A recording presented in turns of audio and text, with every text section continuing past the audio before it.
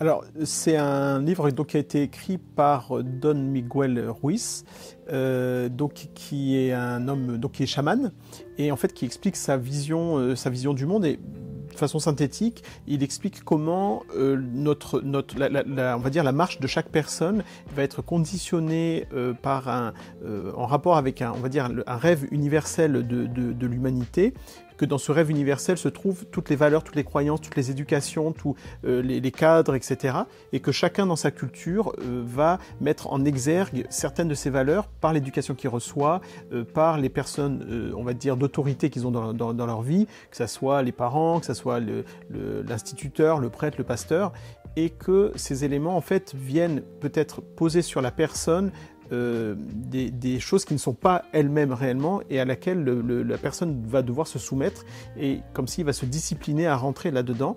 Et en fait, il parle comme si la personne fait des accords avec des valeurs qu'on lui a données qui ne seraient pas les siennes, comme un mensonge qui serait posé sur lui, ou comme une valeur de vie ou une valeur religieuse qui ne serait pas la sienne, qu'on lui a comme si imposée, et du coup il fait accord avec ça, ça veut dire qu'il l'accepte et il la prend comme telle, alors que ce n'est pas lui. Et face à ça, il va proposer justement les 4 accords Toltec comme des chemins justement pour essayer de retrouver entre guillemets, son autonomie et son indépendance de pensée, et puis sa vie, quoi, une vie paisible, de paix et d'amour, quoi, entre guillemets, on va dire. Alors du coup, comme le dit le titre, il en propose 4. Le premier accord, c'est que votre parole soit impeccable. C'est-à-dire qu'il y ait une parole qui soit une parole de vérité, vérité dans qui je suis, vérité dans l'autre, dans qui est l'autre, et également que je me tienne à cette parole quand je vais dire une chose.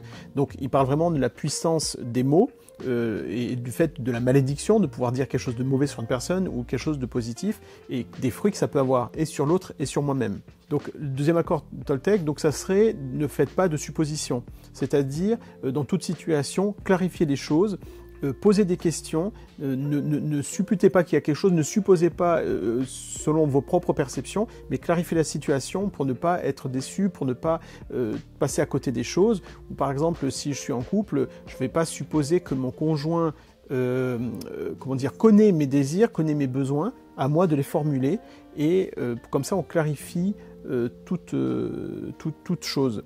Et puis, donc un troisième accord disait ne prenez rien personnellement. C'est-à-dire, lorsque quelqu'un me dit quelque chose, la façon dont je le reçois, ça dépend de moi.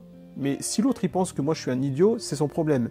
Moi, c'est pas mon souci. S'il y a une situation qui semble être négative vis-à-vis de moi, il ne tient qu'à moi de ne pas m'y attacher. Et donc voilà, de pouvoir se détacher un petit peu des choses, et aussi dans le sens inverse, d'estimer que la réaction de l'autre lui appartient. Ça me regarde pas, c'est l'autre dans son chemin de vie. Si à un moment j'ai dit une chose, ça le vexe, c'est pas à moi de porter ça, c'est lui qui doit porter cette situation. Et puis le quatrième accord Toltec, le fait de faire toujours de son mieux, dans le sens de se dire que mon mieux pourra être variable en fonction des phases de ma vie. C'est-à-dire que aujourd'hui je suis en pleine forme, je vais faire top, demain je suis moins en forme, mais je vais quand même faire le top de ce jour-là, parce que ce jour-là je suis un peu moins bien. Et donc en ce sens, c'est s'intéresser plus au chemin, plutôt qu'à un but, un objectif inatteignable, ou bien au contraire de se donner un objectif plus bas. Donc en ce sens, je ne m'épuise pas en cherchant à faire toujours plus, ou je cherche pas à faire moins que ce que je suis capable de faire, et en ce sens, je suis toujours aligné avec moi-même, je suis satisfait de ce que je fais, etc. Et donc du coup, avec ces 4 accords, effectivement, on est dans un chemin, on va dire, aligné avec soi-même, dans des paroles de vérité, dans des paroles de non-supposition, dans faire le mieux qu'on peut. Et l'idée, c'est de pouvoir être en paix avec soi-même et de s'aimer soi-même et l'autre, on va dire, quelque chose comme ça. Alors en tout cas, les valeurs qui sont proposées en tant que telles, franchement, sont vraiment intéressantes, sont tout à fait positives, et donc il y a des très belles choses à prendre dans ces principes. Alors après, donc, les quelques réserves que j'ai pu avoir sur cet ouvrage, c'est des présentations, on va dire, un peu restreintes, notamment, par exemple, de présenter la religion un peu comme le fait la psychanalyse, c'est-à-dire la religion, ça n'est que un ensemble de principes de morale, c'est quelque chose de moralisant, de quelque chose qui nous enferme, qui nous bloque, et quelque part ça ignore vraiment le fond même du christianisme en fait. Et donc on est dans quelque chose un peu limité comme ça. D'autres points aussi, c'est que on retrouve un peu le syncrétisme plutôt type New Age, où en fait, face à cette religion sclérosante, moralisante, la vraie spiritualité vient de cette lumière universelle qui est créatrice de toutes choses. Elle est Dieu et je suis Dieu, tout est Dieu. Et je suis moi-même appelé à devenir Dieu.